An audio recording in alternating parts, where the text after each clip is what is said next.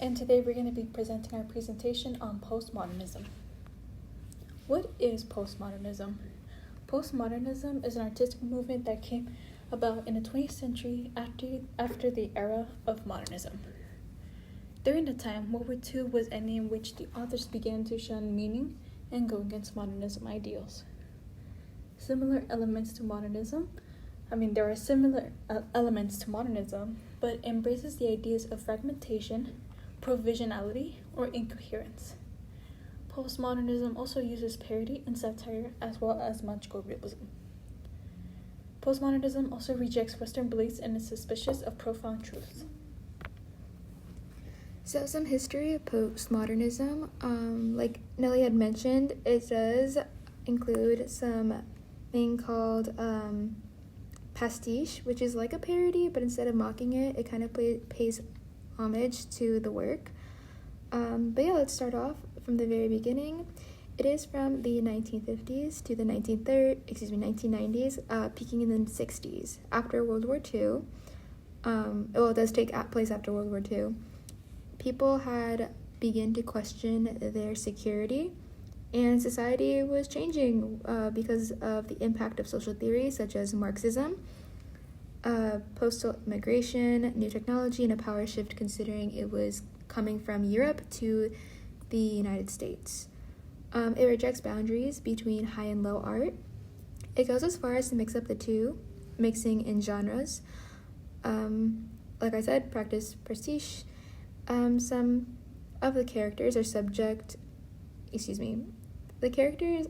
the story often decentered or dehumanized to represent an age or civilization. Fragmentation and disorientation, like Nelly had mentioned, is no longer tragic but more so celebrated compared to modernism, which thought it was tragic. They hate grand narratives.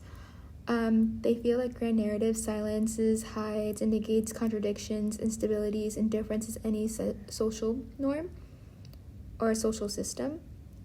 And they viewed grand narratives as power wielders, people who have power, like politicians and stuff, as falsehood and incomplete truths are prominent in the grand narratives, and they prefer mini narratives instead, which is small practices, local events without pretending unity and finality. It also advocates constructivism, and in terms of literature, it heavily relies on fragmentation, deconstruction, playfulness, and questionable narrators. It's against Enlightenment ideas. It has some distinction between high and low culture, but again, it kind of mixes the two, just like art does. It includes subjects and genres not fit for literature, or at least it was deemed that way before they made it fit for literature. And they also explore complex nature of reality and experience.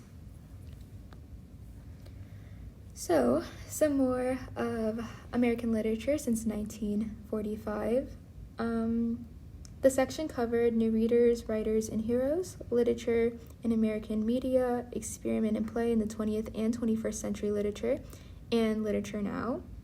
So diving right into the new readers, writers, and heroes, history and economy play a big role as around this time period, again, after World War II, President Roosevelt had passed the GI Bill, which is the Servicemen's Readjustment Act of 1944, where veterans got money from the government, so they used that money to buy homes, go to school.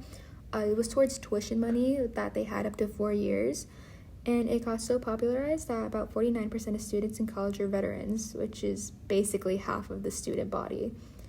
The economy was great. It had lots of jobs. The lower class was shrinking and the middle class was growing. Readers cared more about sophistication at aesthetic and cultural matters mattered more to them. Professors wanted to teach more complex works from moderate writers. They did a lot of practice of close reading, which is like a 3-step thing. Once you read the first time, it's getting the gist of the story. Second time is reading a little deeper, and then the third time is putting it all together. It was heavily encouraged by Flannery O'Connor, whom we will discuss later. They read some works of literature that provoked or challenged social norms, an example being Lolita, which, if you don't know, is a really weird story about a European pedophile man pinning after an American preteen girl. That says enough as is. So the intent of reading these works of art and practicing close reading was to remake themselves in society and kind of reflect more on themselves and society. So there is also a rise of Black writers whom fought against philosophy, psychology, and politics of white supremacy, and they contributed to the civil rights movement, the Black arts movement, which later led on to the publication of the writers who wrote about such topics, who were very important. There's also some social liberation and culture criticism. Culture criticism was mostly practiced by James Baldwin, even though he was away at Europe half the time, but that's just on that. But for social liberation, it led to the civil rights, the Black Power movement, the American Indian movement, women's literature movement for gay rights, which in turn inspired many, many, many works of art. Some examples being Ralph Ellison's Invisible Man, Maxine Hong Kingston's The Woman Warrior, which we'll cover and get more in depth in. Sherman's Alexius Jr.'s The Absolutely True Diary of a Part-Time Indian. And around the same time, all the young people of post-war period began searching for meaning and identity within their everyday lives. Moving on to literature and American media, there is a rise of television and the internet. It was crazy. There is a whole new playing field. There was a big spike in entertainment after that. And poetry was evolving based on the entertainment that they were seeing on TV. And then going into experiment and play in the 20th and 21st century literature. It kind of goes into postmodernism along with modernism, which we already kind of discussed, so I won't beat a dead horse there. And so finally, coming back to literature now, about 50,000 novels are published a year in America, or at least that's how much there were estimated in 2012 when the book was published, our textbook was published. And then 200 novels published worldwide a year, which is crazy. Writing programs were created. 79 were taken into account in the year 1975. I can only imagine how much it's grew since. And publishing was super easy, so give it a try. Language itself is a living thing was a quote that stood out to me in that textbook reading. It's always ever evolving. So some discussion questions to reflect upon. How do you think World War II impacted American literature? And how do you think literature will evolve in the future, considering our textbook was published in 2012 and made predictions of what would it be like in 2022? Now, since Jackie has mentioned many authors that has taken part in the era of postmodernism, the 5 authors that we have taken account in reading their stories this week were Flannery O'Connor, John Updike, Philip Roth, Art Spiegelman, and Maxine Hong Kingston. Now, looking into Flannery O'Connor, she was born in Savannah, Georgia in 1925, but died of lupus in 1964, shortly before her 40th birthday. She was considered as an important figure in the Southern writing world.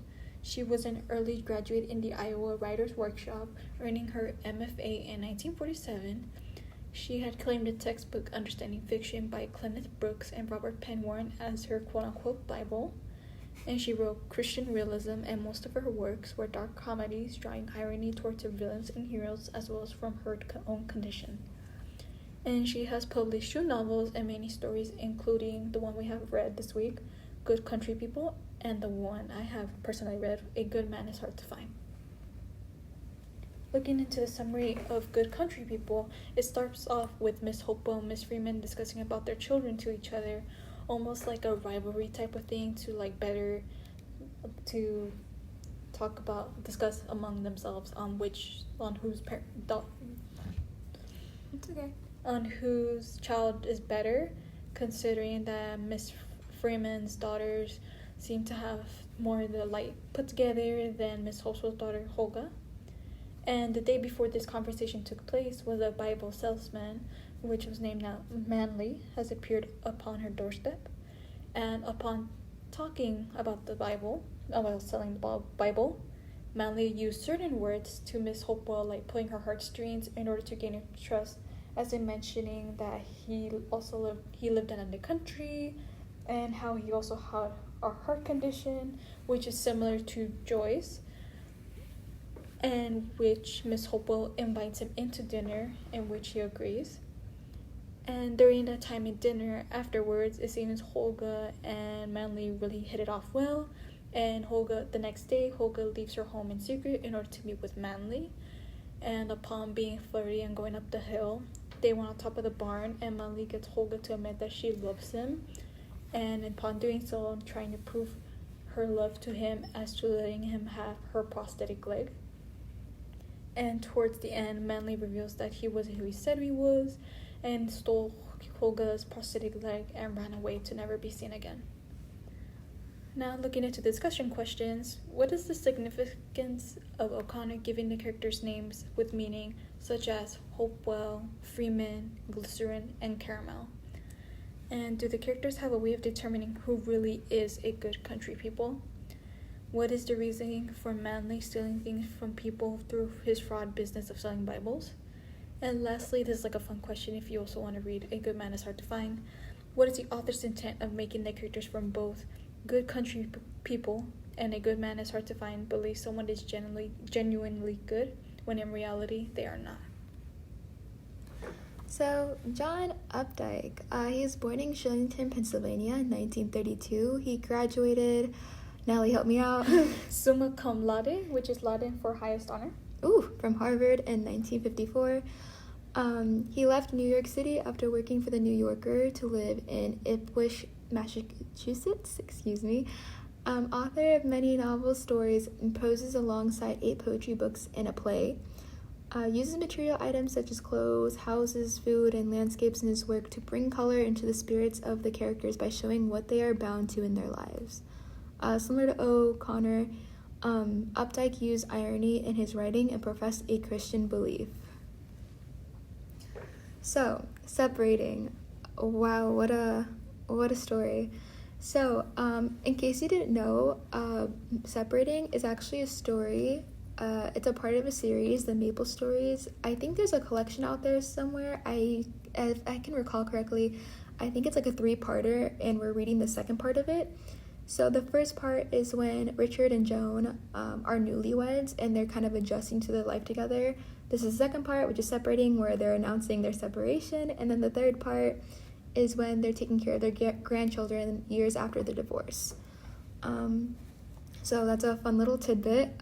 So the story of Separating is announcing the separation between Richard and Joan, and they're basically describing their last day together. And during their last day together, Richard does a lot of last-minute repairs, one of them being the lock, while they're conversating in the first couple pages. They're announcing their separation amongst their 4 children. 3 of their children are present in dinner, but the other one is at a concert. We'll get more into that later, though. So the way they wanted to announce it was more so, I think, one-on-one based. They wanted to make sure the kids were like alone and like tell them privately, and so that way they can answer personal questions and like I think go through the emotions they needed to privately where they felt most comfortable. But Richard couldn't hold it together, and he started crying during dinner. And a funny part, Richard's the one that wants this.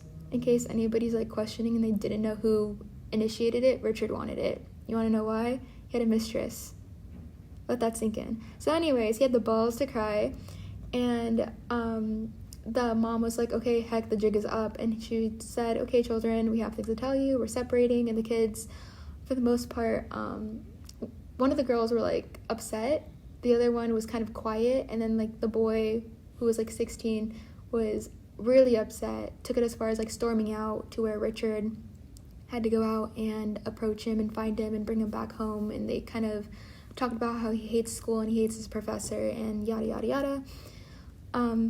And then Richard goes to pick up the other son, And to which Joan says, yeah, I'm not letting your dirty work, or this is one dirty work that I'm not doing of yours, which kind of insinuates that he's messed up.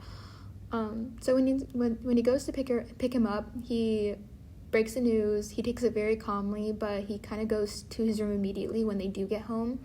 And the father goes up there and he's like, hey, I'm really sorry. I love you. I'll be there forever. And his son hugs him and they cry. And the son's like, hey, why? And to which the dad, Richard, doesn't know why. Like, it's kind of coming to reality that he's separating from his wife and like breaking part of family all for like some woman, this other woman.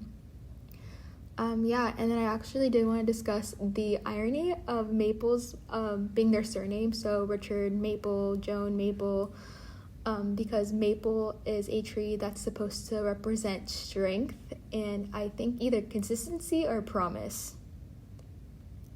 So it kind of goes back to what Nellie said about irony. Yeah. Anyways, some discussion questions. How does separating fit into the literature aspect of postmodernism?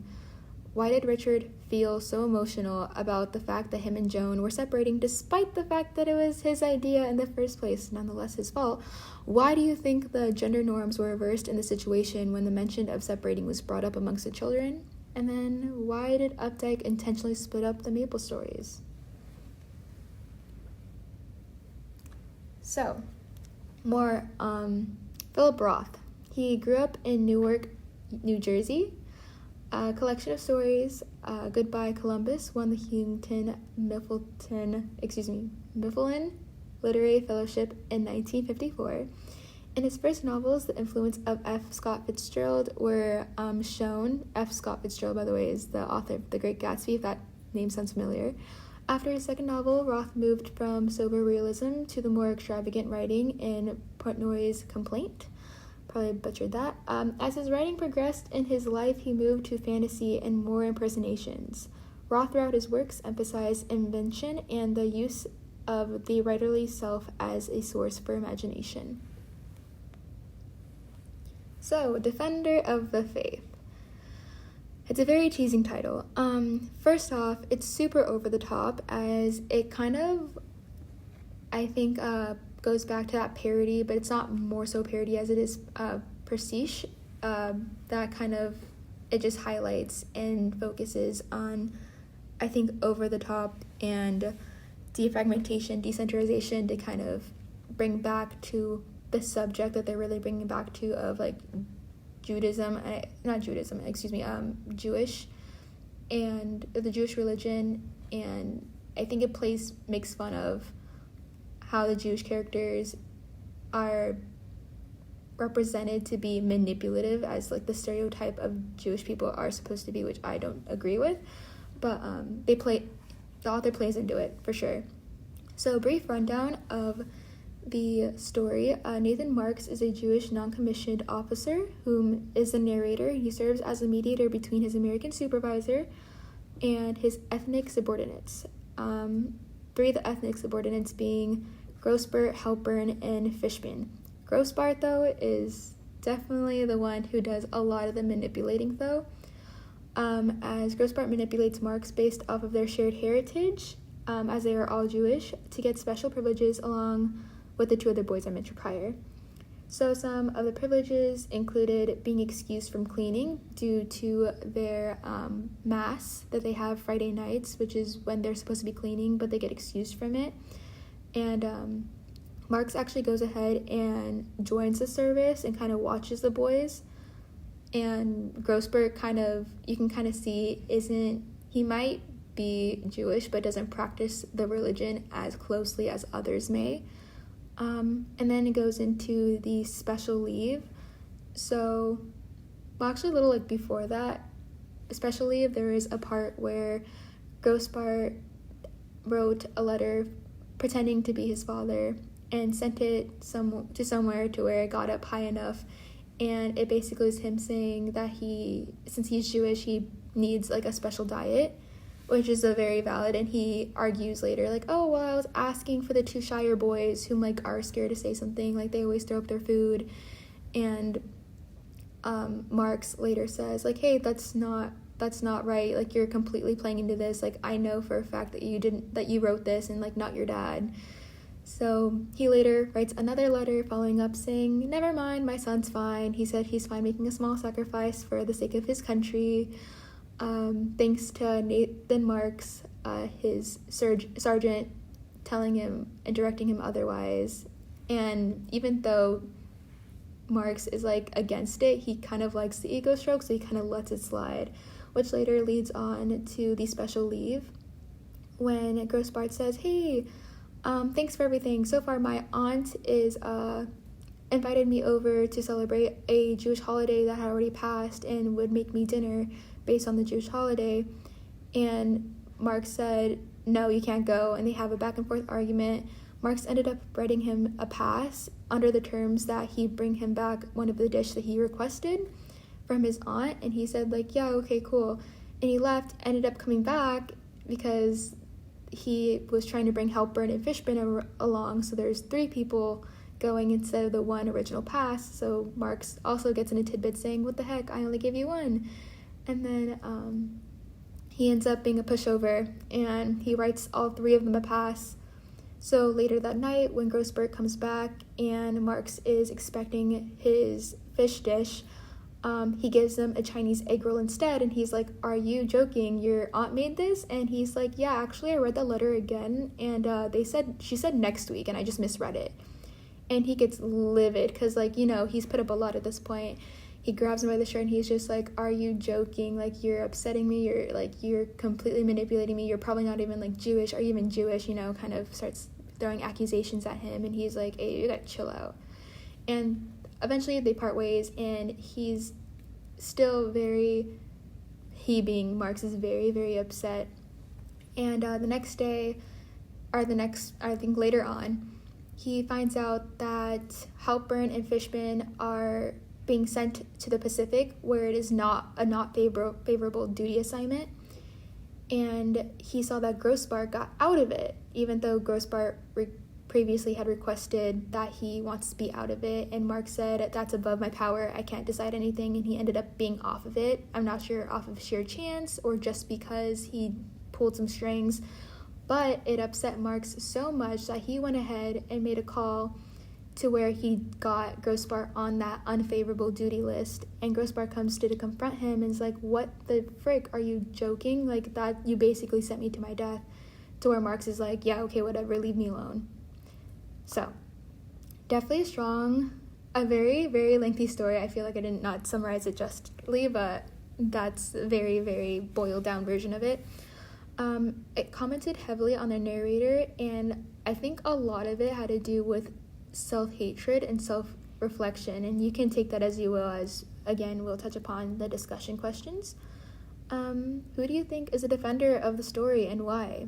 And what are your thoughts and opinions of Grossbart? Was he misunderstood as a 19-year-old boy who didn't take things seriously, or is he old enough to know better and just a plain manipulator?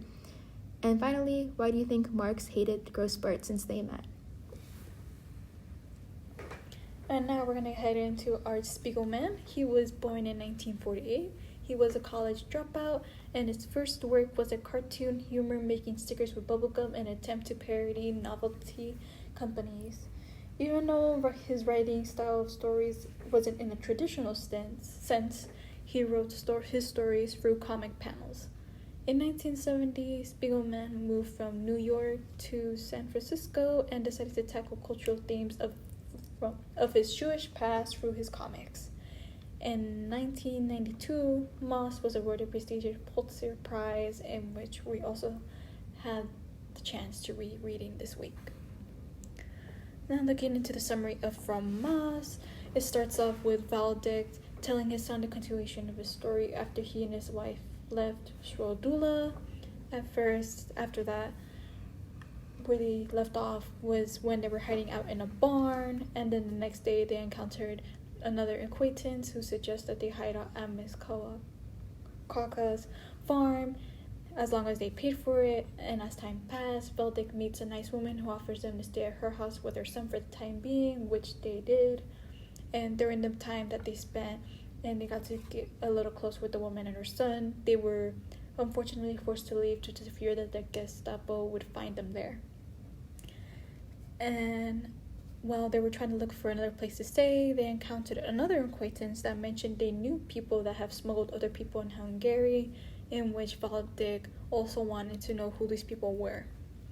Valdik encountered Miss Montonoa again and was asked to return again after finding out that the Gestapo did not went to her house after all, and Valdik and Anja went to stay there again, but when news of Miss Montonoa's husband returning from vacation, him and Anja were put in a hiding storage locker for a few days with no food or water. And as Valdik was going to go to Snowicket, he was able to convince the children that thought that he was a Jew and has called upon their parents. He was able to convince that he was German by saluting them in German, and he was able to leave scot-free, but that experience has raised the hairs off his body. Now, looking at the discussion questions, why did Spiegelman portray the characters of Maus as animals instead of people? Does the experiences the characters go through are similar to what Jews had to go through to avoid getting caught by the Germans?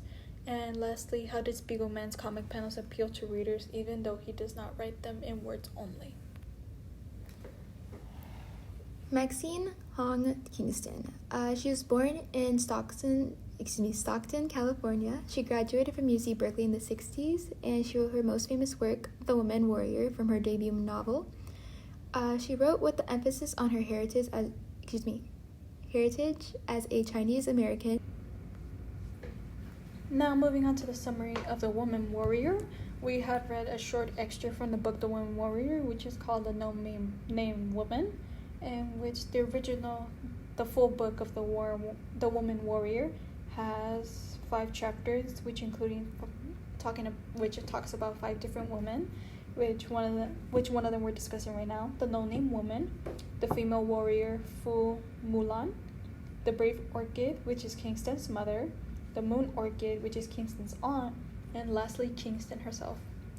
The story starts off with Kingston's mother telling her a story about an aunt that had brought shame to their family by getting pregnant and so ended up committing suicide in the family as well. And she mentions that when her aunt got pregnant, no one talked about it, and because they weren't sure what to believe, considering that the aunt's husband was dead, so they weren't sure how it was possible. And after the villagers learned the fact that the aunt's baby were to be born around the nighttime, they raided their house, destroying the property and things inside, and killed their livestock, as well as smearing the blood off their walls. Yikes. And towards the end, her mother warns Kingston to not bring shame to her family, and the reasoning why she told her this story was because Kingston was beginning to menstruate during that time. And after the story was over, Kingston decides to create a memoir and piecing together the things that the aunt had gone through before her suicide, such as how she met the man and how she got pregnant in a pigsty, and as well the leading moments up to where she committed suicide in the well. And now some discussion questions to think over are: did Kingston's mother tell her the story in order for her to learn from it, or to simply strike fear? Why did no one in the family spoke out about Kingston's aunt being pregnant even though her husband was dead? And lastly, why did Kingston decide to create a memoir for her aunt even though no one else in the family didn't want to acknowledge her? And that concludes our presentation. Thank you for listening. Thank you.